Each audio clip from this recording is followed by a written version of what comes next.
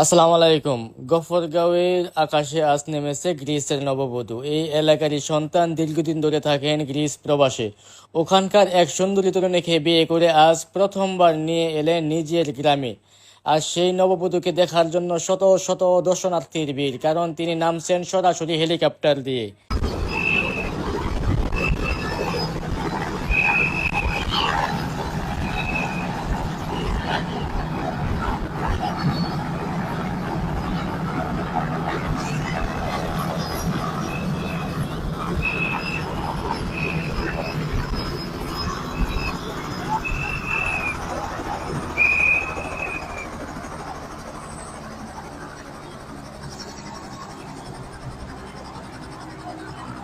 গ্রিসের নববধূকে দেখার জন্য শত শত মানুষ চতুর্দিকে দাঁড়িয়ে আছেন। কেউ হাতে মোবাইল নিয়ে, কেউ হাতে ক্যামেরা নিয়ে, কেউ বা আবার হাতে ফুল নিয়ে বরণ করার জন্য। চলুন দেখা যাক, এখনই বেরিয়ে আসবে আমাদের গ্রিসের নববধূ।